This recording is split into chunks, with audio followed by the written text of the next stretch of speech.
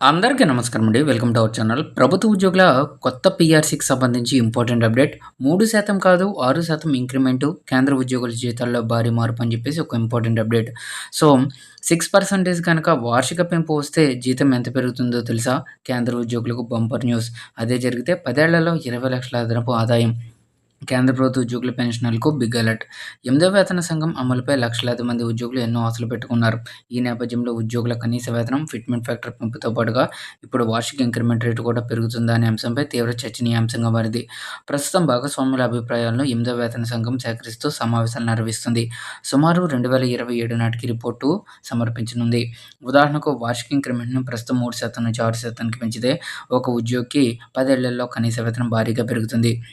ఈ లెక్క కేవలం ఉదాహరణ మాత్రమే. ప్రస్తుతం సెవెంత్ పే కమిషన్ సంఘం పే మ్యాట్రిక్స్ ఆధారంగా లెక్కించారు. అయితే అధిక వార్షిక increment P eighth pay commission కాలక్రమేణా ఎంతవరకు పెరుగుతుందో ఇప్పుడు వివరంగా తెలుసుకుందాం. సెవెంత్ పే కమిషన్ ప్రకారంగా కేంద్ర ప్రభుత్వ ఉద్యోగులు ప్రస్తుతం 3% వార్షిక ఇంక్రిమెంట్ ఎదుర్కొంటున్నారు.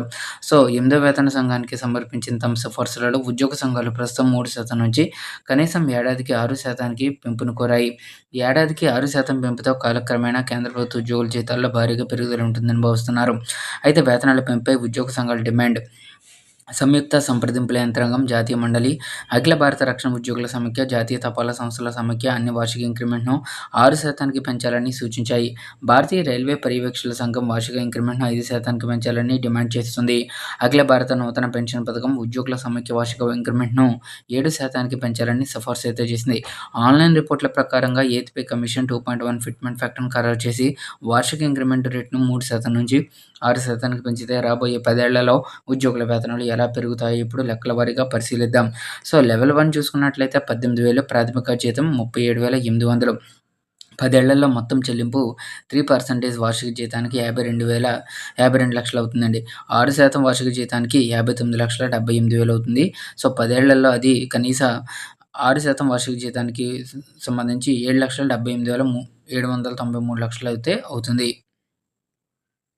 ఇక ప్రాథమిక వేతనం లెవెల్ 4కి సంబంధించి 25,500 అండి. ప్రాథమిక జీతం 2.1 టైమ్స్ పెంపు గనుక అవితే రూ. 53,550 వస్తుంది. 10 ఏళ్లలో మొత్తం వేతనం వచ్చేసరికి 73,66,000 చిల్లర అయితే వస్తుంది. ఇక 6% వార్షిక వేతనంతో మనకి రూ. 84,69,979 అయితే వస్తుంది. సో, బేసిక్ పే లెవెల్ 6 చూసుకున్నట్లయితే 35,400, ప్రాథమిక జీతం 74,340. సో, 3% వార్షిక వేతనంతో అది 1,02,26,000 వస్తుంది. 6% వార్షిక వేతనం వచ్చేసరికి 1,17,00,000 చిల్లర అయితే వస్తుందండి. ఇక బేసిక్ పే లెవెల్ 8 ప్రకారంగా 47,600 ఉంటే ప్రాథమిక జీతం 9,99,60 అండి. 99,960. 10 ఏళ్లలో మొత్తం వేతనం 3% వార్షిక వేతనానికి మనకి 1,30,50,51,153. 6% వార్షిక వేతనానికి 1,58,10,627. సో, ఈ విధంగా పెరుగుతుంది. వార్షిక ఇంక్రిమెంట్ రేటు పెరుగుతుందంటే ఎయిత్ పే సంఘం సంప్రదింపులు ప్రారంభమయ్యాయి. వార్షిక ఇంక్రిమెంట్ రేటును పెంచాలని సిఫార్సు చేస్తుందో లేదో ఇంకా వెల్లడించలేదు. 8వ వేతన సంఘం అధిక వార్షిక ఇంక్రిమెంట్‌ని సిఫార్సు చేస్తుందో లేదో ఇప్పుడే చెప్పలేం. ఆ సంఘం రిపోర్ట్‌ను పూర్తి చేసి ప్రభుత్వానికి సిఫార్సులు సమర్పించాకనే అసలు క్లారిటీ వస్తుంది.